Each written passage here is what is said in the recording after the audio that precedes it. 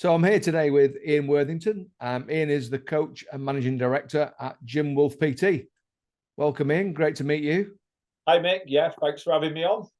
Good stuff. Tell us all about GymWolfPT. What's it all about?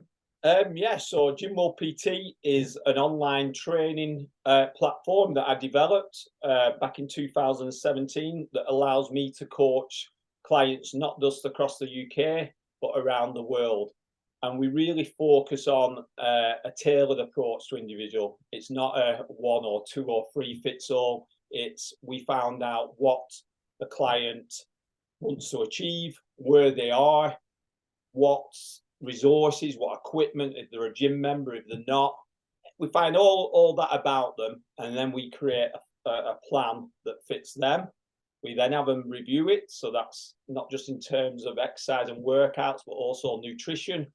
Once they're happy with it, so we don't assume that whatever we give them is just perfect straight away. We let them review it, and once they're happy, we start, and then we track them, we coach them, we help as much as needed throughout the journey. And we know that what works at the start might not work a month in or 2 months in. So we're adjusting and molding it throughout. And we've had a lot of success on that. We've learned a lot on the way from training, and now over 2,000 clients around the world. And yeah, we feel we have a really good fitness offering that's pretty much different from definitely the majority out there. But we see ourselves as quite unique in what we do. So what is that difference, Ian? What differentiates you from other PTs and coaching companies? Really, that tailored approach, and unfortunately tailored is used a lot in the fitness industry. But when it comes to tailored, like I say, it might not be a one fits all approach, it might be a 10 fits all. So there's 10 options. Whereas we start with the individual and we build it out from there, because everybody is different. Yes, some fit into categories, but in the main, to work with an individual and get them to the goals, we have to really know about them and create it outwards, not to say, right, yeah, you fit into that, you fit into that. It's about, and I think we're unique in that, and we care about them. And again, something you'll hear a lot in the fitness, we care, but we generally do, because we want to be the supporting act. We don't want to be the star. We want to be the supporting act that's guiding them to where they want to get. And obviously that helps our business as well. When people come back and they've achieved what they want in a somewhat enjoyable way. I won't say enjoyable, because some people don't massively enjoy exercise, but we make it as best they can for them. When if someone isn't really into exercise, we mold it to find what works best for them. So that's where I feel we are unique. I've not seen many other coaches, particularly online, who have that approach. There may be some, but what I'm seeing in the fitness industry mainly is high numbers, really getting a lot of people into stuff through clever marketing, but the actual product is very much generic. There's not interaction. If there is interaction, it's very much automated. Whereas yes, we automate what we can, which doesn't affect the client. So when we're sending out emails that are just giving them information they need, that can be automated. But the actual getting down to issues, finding solutions, that's, to me, got to be a real person, listening to them and then finding that solution. And that's what I believe we do brilliantly at GymWolfPT. And talking about those people, so you said you got 2,000 clients worldwide, which is amazing. Well done, congratulations. Well, not at the moment. Over the years, I've worked with over 2,000. Because that's the difference with GymWolfPT. We don't want people to be on a yo-yo where they work with us, do well, and fall off the ladder and come back to us. We want them to achieve pretty much lifelong health and fitness. So we sort of teach them, right, these are the methods. These aren't going to change. You can carry these on for life. We do get clients coming back, but usually that's when they come back and say, Ian, we did great back then. I've got a bigger goal now. Let's go for that. And that's what I love to hear. But we're not there where we like say, right, we've got 2,000 clients and we want to keep them same 2,000 people for 10 years. Because if we're doing that, to me, nobody should have the handheld for 10 years in something like health and fitness. At some point, it's over to you. You look after, you've learned it, you're in. So that's the approach we had. So yeah, I've worked with over 2,000 people. Yeah. At any time, because I've set my platform up well, I've got my own app and website, I can be working with 100, 200 people at any one time. And what types of customers do they tend to be? It is very varied.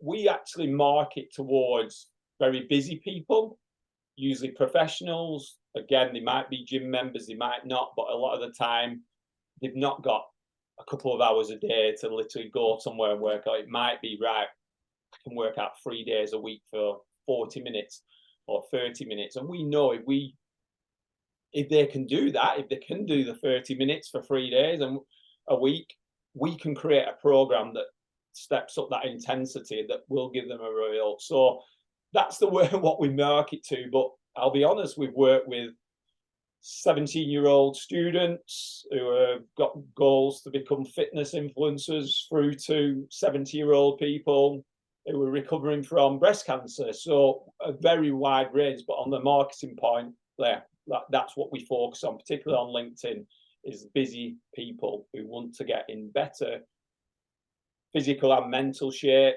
and are very time poor. And what does the future look like, Ian? You've developed a business to this stage. What's the future look like, and what challenges have you got ahead? It's looking really good, and I would say it's not always looked like that. Getting into business isn't easy. I've been doing GymWolfPT now for over 6 years, and there's been ups and downs along the way. But I would say now it's looking the most positive it ever has. Feel like it's really starting to grow. We've got a lot of projects ongoing. I've got a former client who became a friend who's now investing in the company to take it, and she's got very clear views on where we need to go and how we can take it further. But I realize there will be challenges. There's always challenges. I know that the thinking that's took me this far won't take me to that far. I've got to listen to people. I've got to get other people involved. So I'm very aware with that. And the other thing that I feel will be a challenge, and I know will be a challenge, is what I've just talked about. How do I keep that personal touch, that tailored approach, that we are working to the individual as it gets bigger? Because that's what we don't want to lose. And that's what I think some companies do. They become that big, they forget about the good things they were doing that got them there, and then it's all about numbers and that. And I don't ever want it to be a number. I might have people in the background who could cover that, but I love fitness, I love health, I love helping people, and I want it to stay that way. So yeah, I understand as you get bigger, challenges to keep it personalized. Tail will be there, but I'm certain we can do it. I'll just have to clone myself. And you mentioned the journey you've been on, and it's been, up and down a bit, but you've got to the stage where you're growing and you're in a great place right now. So what could you pass on to the people that are watching this in terms of the learnings that you've had? What things have you taken from that journey? Yeah. So my background was, like I said, I'm not young now. I'm 47. I spent 23 years in a corporate job, nothing to do with fitness. Although I was doing fitness on the side, as I've always liked it myself. I was a senior manager, and I assumed being a senior manager for a company meant I could just run a business. I just thought, yeah, you've managed people there, and it's completely different when you have to suddenly look at marketing, accounts, everything. So getting people involved is important. I think a lot of people, myself, especially when you first came in, think, no, I can do that, I can do this, I can do that. And you soon find out what you're good at and what you're not good at. And I think I'm good at a lot of things. I also think I'm pretty crappy at a lot of things. Even though at first my mind has told me, no, you can learn them, you can learn them. And I've found that learning things that you're not good at, that you want to become good at, and really appeal to you. I understand that, but learning stuff that you're not good at and you really hate doing is a bad scenario. And yes, there's a lot of things that I got myself doing that I'm now trying to say, right, I don't need to do that. I don't need to do that. You know, I've got accountants and stuff now, but it's outsourcing what I don't need to do or what I don't like doing. So that to me, that is the biggest part. But it is difficult when you first go into business, because a lot of people will tell you that, but obviously financially, knowing who to ask, it's all a learning stage. So yeah, it's not easy, but that would be what I tell someone coming into business now is, don't think you can do it all yourself, because very few people can, or very few want to. Great advice, Ian. Thank you very much for your time. Really appreciate it. And congratulations and well done. Cheers. Thank you.